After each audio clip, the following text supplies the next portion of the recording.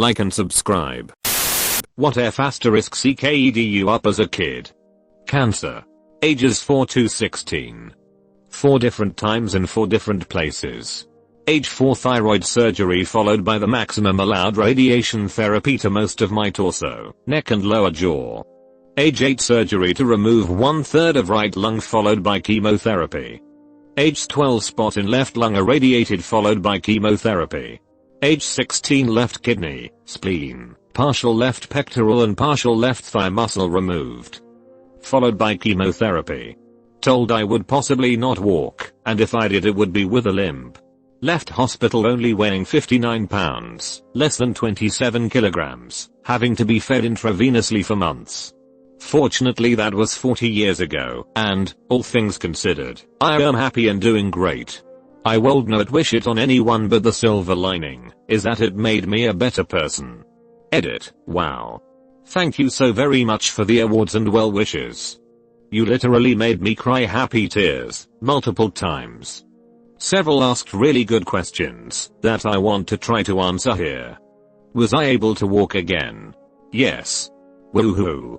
My left leg is still noticeably weaker, but I was able to build up the rest of my left thigh muscles to compensate, and not only can I walk, but do not even limp at all. I still have issues with nerve damage, and occasional pain, but hey, I still have both legs. Any more cancer or issues after that? 16. Yes, plenty. And enough that it could get me down, if I dwelled on, but instead I dwell on the many things I have to be thankful for. Like being alive. Lol. One thing I'll share which I find ironic is having had skin cancer, basal cell, over a dozen times all over where I had the radiation therapy. I have had spots from my waist to my ears, cut off, burned off. It is really weird to experience the smell of your own flesh burning. And then also very sad to recognize that exact same smell at Ground Zero in New York City days after 9/11, frozen off and surgically removed, MOHS. I even have a procedure scheduled in less than 2 weeks, to have another spot removed. So all that to say, it is ironic that what was meant to be the cure, radiation, now has become the cause. Not complaining, just sharing and happy to be alive. Do I have any good or happy memories from that time? Yes. Thankfully far too many to share here. The amazing, multiple support groups I was blessed with gave me so many good memories. I'll share one of the many. As a boy I enjoyed drawing Snoopy and Woodstock, from the Peanuts cartoon, and would write thank you notes to nurses and different people in the hospital, even the kitchen staff for the food lol. And each thank you note included a drawing of Snoopy. Word of this somehow got to Charles Schultz, and he sent me a personal, hand drawing of Snoopy. What did you learn from it? A lot. So much it could easily fill a book. I'll try to share the highlights here as briefly as I can. The biggest secret I had learned, so far, was becoming completely at peace with my past. Completely. Not as easy as it might sound. This meant eventually forgiving every person for every act, including forgiving myself. For everything. Also, what moments from the past would trigger *any sadness, anger, or frustration? This also meant working through every moment from my past, in my mind, and coming to peace with it. Obviously some moments are much harder than others, and this was not a quick process, but I eventually did it. What a ball and chain to get rid of. I was surprised how much my past had been affecting my present. No more. I can now enjoy each moment, the present, now, so much more, because I'm now, finally, completely at peace, with my entire past. And a wonderful byproduct of dealing completely with my past, is that it makes it so much easier to deal with any bad moments, that occur in the present. Also, I should have first shared the importance of courage, because without courage you cannot completely overcome everything in your past. I found that, when I was especially having difficulty with something in my past, it usually stemmed from a lack of courage. Thank you again, so much. For the well wishes. As my dad says, it was a little thing for you, but it was a big thing for me. I remember I was about 7, my mom and I got kicked out of the house we were staying at, which was owned by my mom's friend. I remember we went to McDonald's and my mom got me a single burger from the dollar menu. As we walked outside I accidentally dropped the burger, and it fell open into the dirt, so there was dirt all over the inside of the burger. I apologized to my mom, and asked for a new burger. She crouched down, wiped as much of the dirt off the inside of my burger as she could, looked at me with tears in her eyes, and said, "You have to eat this burger, because that was my last dollar and I do not know when I'll be able to feed you again." I felt like I aged 10 years in that moment. When I was 9, my 8-year-old best friend died of leukemia. It hit me so hard. Life is too short, and death hits us indiscriminately. It is not fair. Was raised in a cult, molested by multiple people including immediate family, emotionally and physically abused by older brother, alcoholic and similarly abusive mother. Dad left when I was 5. First girl I fell in love with was murdered by her father in a murder/suicide. Edit. Thanks for all the love and support, IRL. My mom has had splitting headaches most of her adult life. One of these headaches she was just sitting on the couch crying, because my stepdad at the time was drunkenly yelling at her for crying over a headache. As he was getting more and more she was crying louder and louder. Eventually he walked outside, and came back in a few moments later with a shovel. He threw it at me, then walked into our spare bedroom, and grabbed a shotgun, came back out, and put it to my mom's head as he was screaming at me to go dig your mom a hole, I am gonna blow her in head off. So I did. I started digging a hole in the woods about 40 yards from the house to bury my mom at 10 to 12 years old. I heard a gun go off, and I took off into the woods, past our property line, and into state game lands. I returned the first night to get my dog that was always chained up our back, and went back into the woods for 2 more days. I stayed by a creek and made a fire and cooked crayfish, just me and my dog.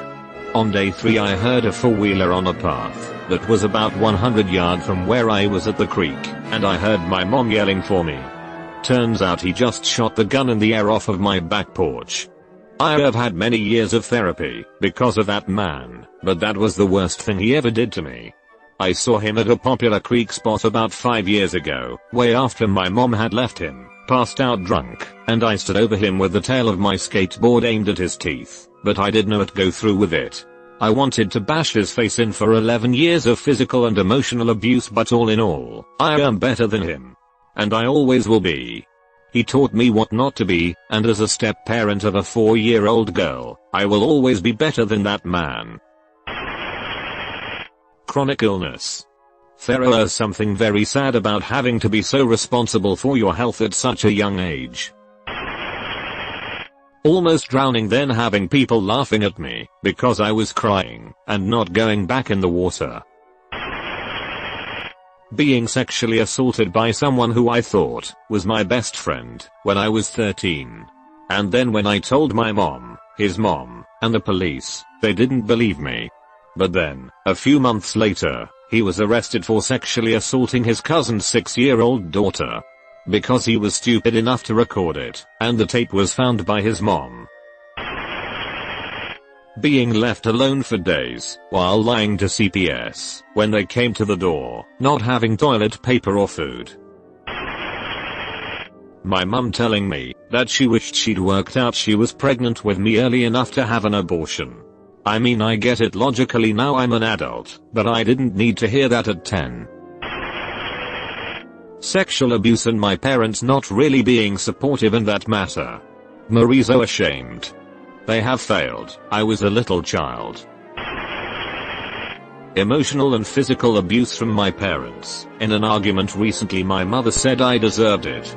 The earliest memory I have of abuse was about 7. I can't remember much of my childhood. When a kid in 1st grade told me I had a weird smile. After that, I covered my mouth whenever I laughed or smiled, until I was 20 and in college. It's weird how little things affect you so much as a kid sometimes. Parents abandoned us. Nanny was too close/intimate with me that I thought it was normal. Neighbor abused me when I was 14. and a lot more. Poverty. Edit. Wow, thanks for all the awards and comments. Looks like many of us have been impacted/traumatized. For anyone in the struggle, keep your head up, because you're doing the best you can. Witnessing my aunt shoot her girlfriend over a misunderstanding. Her friend survived, only to be killed 12 years later by her children's father, who kidnapped her, put her in a trunk and shoot her to death. She called her mother from the trunk pleading for help, but there was nothing she could do.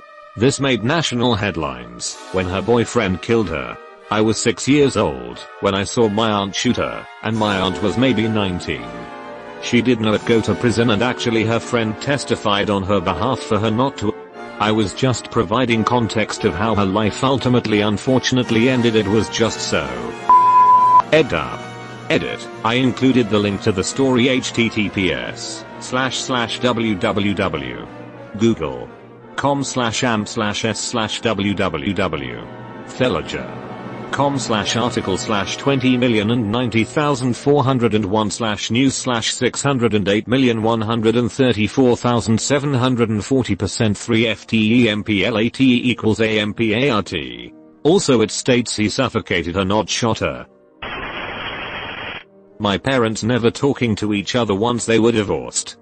I was the middleman from age 5 to 16. 16 was the age he stopped coming to pick me up on weekends. But me being the middleman turned into so much drama. My dad and his wife used to talk non-stop about my mom. My mom has always been my everything. She did so much for me growing up as a single mom. Fast forward to life events, graduation, my wedding. My dad refused to be anywhere near my mother. So I had no one to walk me down the aisle, because my dad didn't want to see my mom. And this fool does not understand why I don't want anything to do with him. My grandmother was murdered. My dad busted through the front door, then ran up the stairs with blood on him, saying his mother was dead. He crying like a baby holding my mom. Apparently my step-grandfather bludgeoned her over alcohol money. I was 5. It was 2 months after 9/11. Edit. Forgot to add that my dad was the one that found her dead. Edit #2. Here is the proof. https://law.com/cases/Virginia/Court of Appeals unpublished/2004/171-9033. HTML. Data line. Our parents watched it while casually making dinner like it was nothing. Emotional abuse from both parents, even though they had divorced when I was 5. General neglect from both parents. Pretty sure DCFS was contacted by the school when I was in 1st grade, repeated but the first time, since I was so weird in school. Psychologist's appointments resulted, but not sure it resulted in anything. Then dad getting a lawyer to sue for full custody didn't help much either, as the verbal assaults through myself to each parent was abusive. 47 now and relationships have been rough, which is why I gave up and stay single. Kinda just be glad when I take my last breath. There's not much on this earth to enjoy really. My parents freaking out over me getting a little chubby before my growth spurt. My relationship with food has been awful ever since. I ate some peanut butter out of my grandfather's jar. I was about 10 at the time. I lied and said I didn't do it when he went to eat some. There were foods I wasn't allowed to have because they were his and expensive, i.e. peanut butter, milk, steak, cereal, crackers, basically anything he liked I wasn't allowed to have. He got so ed about this, he made me pack a suitcase. He said he was taking me to juvenile hall for being a liar. I didn't know what to say. He drove me to McDonald's for one last meal. I remember my grandmother pleading with him not to do this. I cried into my cheeseburger as they argued. Finally she convinced him to not do it. He told me she was the only reason he didn't drive the 2 hours and dump me in front of the building that night. I'm older now, and it will still seize me up if I think about it. He died at the tail end of October in 2019, and I refused to see him on his deathbed, even though he raised me. That was just a drop in the bucket. His cruelty towards me could fill a good-sized lake, and I'm still processing the abuse and neglect from that man. Abuse from my mother, both mentally and physically. It has taken a toll on my state of mind of the world altogether. When I was about 7 years old, me and my brother were play wrestling around with my dad. He is actually my stepdad, but he's raised me since I was like 2 months old. We were climbing on his back and pulling on him and stuff, and we were all laughing. He would sit forward and one of us would get behind his back and he would lean back real fast and squish us between his back and the couch, and we would just laugh hysterically and try to wiggle free. Well, I hear my mama call for me suddenly, and so I run off to go find her. The moment I turned the corner, where my dad and brother couldn't see me, my mom slammed me up against the wall and slapped me in the face hard. She busted my lip open. I went from smiling and giggling and playing to almost eyeing myself in terror and confusion. She got up real close to my face and whispered to me to not to ever wrestle with my dad again. To stay away from him. She gave no explanation. From then on, when my brother and my dad would wrestle and play around, I would leave the room. When my dad would sit on the couch, I would sit as far away on the other side of the couch as I possibly could. It hurt so bad, and I was so confused. I love my dad with all of my heart. That man saved my life multiple times. He has always been there for me. I just didn't understand what I did wrong. What was wrong with me? I often wonder if she ever said anything to him about what she did. If he ever wondered why I suddenly started acting different. Or if she just made some excuse for it. I found out many years later, as an adult, that when my mom was around my age, she was raped by her stepdad, and nobody believed her, and the ones who did believe her blamed her. Her stepdad went on to rape another little girl years later, and my mom had to stand up in court and testify against him. He groomed that little girl and raped her almost exactly the way he did it to my mama. It kind of clicked for me then, that in some up trauma-induced way she was trying to protect me. She didn't want me to get close to him. She ended up ripping me and my brother out of my dad's life when I was around 12 and became a really bad drug addict. She put us in some pretty horrible situations. Used us to get drugs. She couldn't stand when I cried. So she would hit me, drag me around by my hair. I would cry harder. She would hit me harder. Until we were both exhausted and sobbing. Her new drug addict boyfriend had to rip her off of me a few times. Despite all that, I loved her so much. She was my mom, and I held on really tight to all those good memories before she started acting the way she did. Now she's gone. Drug overdose. And I struggle on a regular basis, trying to figure out if I actually love her, or if I hate her. Trying to put some sort of logic behind the stuff that she did. Trying to figure out, when do you stop blaming the trauma and the drugs, and start blaming the person who made the decisions, and never attempted to get help? Where is the line that separates it? Being raped and sexually abused as a toddler, both of my parents abandoning me, being kidnapped at 10 years old, being physically abused by the people who raised me, being raised in a cult. When I was around 9 or 10, our chest freezer stopped working while we were gone. So my mom had me clean it out. That night, stray cats knocked down the trash. And after the whole day sitting out in the sun, I had to clean rotten fly swarmed meat off our gravel driveway. The sound and feeling of hundreds of flies around my head and my nose and my ears biting me, trying to dig into my armpits and the back of my ears. The smell of flies smells like rotten fish.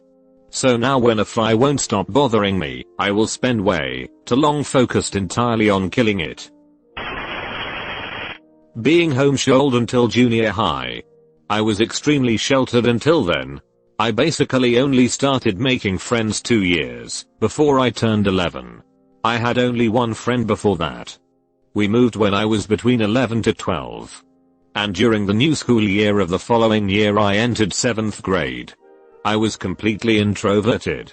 I had no friends now, because I was in a new state. When I did speak, it was to say something smart in class, because I didn't know better. I didn't do anything totally absurd, but I didn't know how to make friends. The only upside is that I didn't feel any less awkward with boys and girls, so it played to my advantage once I had 2 terrible years of being totally alone and having no friends. I found out, because I was so sheltered and isolated as a kid, I developed a nonverbal learning disorder. Apparently it made it difficult for me to judge nonverbal social cues. I had to actively train my brain to understand what body language meant. I actually took acting classes at school, and it ended up helping. I have no idea if I still have the disorder. But it took years of literally reprogramming my brain to make myself feel normal. Pretty mild compared to others, I'm sure, but my mom regularly would shoot down any dream I had. I'm talking from the age of like 6. She'd ask what I wanted to be when I grew up. I'd say something like a professional skateboarder, or whatever thing I was into at the time. Instead of saying something like, okay, that's a great dream, you'll have to work really hard, and might even need a backup plan, it was, yeah, that's impossible, so pick something realistic. While I'm not a pro skater, I did finally figure out how to ignore that voice she planted in my head, and took a leap of faith in 2018 to work in the live streaming industry. I streamed full time on Twitch for a year or so, then did some video editing work alongside it. Then found my way to being contracted with a non-profit working with streamers to do fundraising streams and managing multiple YouTube channels for them while still streaming some on my own. It's as close to a dream gig as I could get. My parents constantly making their problems mine. Being molested by my brother from when I was a baby to 7, with my mother allowing it. Then being shamed and ostracized by her because of how I acted out from the molestation. So when I was probably like 7 or 8, I was out shopping with my mom. I think we were at either Target or Walmart. Anyways, I had to go to the bathroom. I pop in and start to pee as this older guy, my guess is in his 30 years to 40 years, comes in and stands next to me. He starts talking to me in a very soft voice and starts caressing my arm all while I am fully in hand peeing. I felt very uncomfortable with the situation, cut my stream short, and ran out of the bathroom. Obviously at the time I did not know what was happening, but did know that this was a strange man touching me in a bathroom, and I was not cool with it. From that point forward till my early 30 years I could not, under any circumstances, pee at a urinal. I had this weird mental block. I had blocked out the memory entirely, so for a long time I did not even understand why I couldn't it. I had to train myself to be able to use a urinal. I felt so weird during that. Just standing at a urinal in hand, willing myself to pee, and nothing coming out. Eventually I managed it, and can now urinate like a normal person, but it legitimately took years to manage to do it. Visualization of grandfather's body being under his house suffering when we couldn't find him. 3 days later it's where he was found. Trying to save my parents' marriage. In doing so I was thrown up against a wall and choked by my father, who was a police officer at the time, and having to fight my dad off my mother to protect her. The type part is that my mom always made excuses for my dad, saying he was in cop mode, so that was supposed to make everything okay. I was going to say the shower scene in the original movie It. But after reading some of these responses, I am gonna shut up. A. Fallacy of relative privation. You are allowed to be traumatized. Just be, see other people have it worse, does not invalidate your experience. I know my experience isn't half as bad as what I've read here, but I still wanted to share, since it's something I still think about to this day. Some context: my parents immigrated from Vietnam after the war to the Midwest, because a family had sponsored them, and they moved out there. I knew early on of their struggles, so I did my best in school for them to be proud of me. I grew up being incredibly quiet/shy, but was very well liked amongst my teachers and peers, because I was kind, and got along with everyone for a grade schooler. In 3rd grade, there was a new lunch lady who started working there mid-year. At the end of lunch, she came up to me, handed me a wet rag, and told me to wipe down the tables. She walked away, and because my English was still developing, I couldn't catch up to her to tell her that the older 5th graders had that responsibility. My class was quickly leaving, and I didn't want to be left behind, so I left the rag on the table, and ran to catch up with them.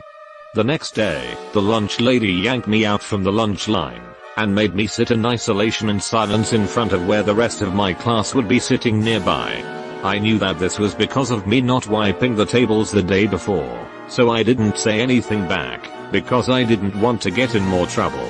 My friends saw me sitting there by myself, and was yelling at me to come sit with them, but I had to ignore them and stay silent. They kept yelling and yelling for me to look at them, and then I started crying. I can still remember that feeling of helplessness, and having to divert my eyes to ignore my friends. When it was near the end of lunch, my teacher heard my friends yelling, and saw that I was sitting in isolation. She also tried to ask me what happened, but the lunch lady said that I was not supposed to talk to anyone until lunchtime ended, or else I'd get into more trouble. I remember seeing at the corner of my eye my teacher confronting her, and how upset my teacher looked. I don't recall this lunch lady working more than just a few more days after that incident.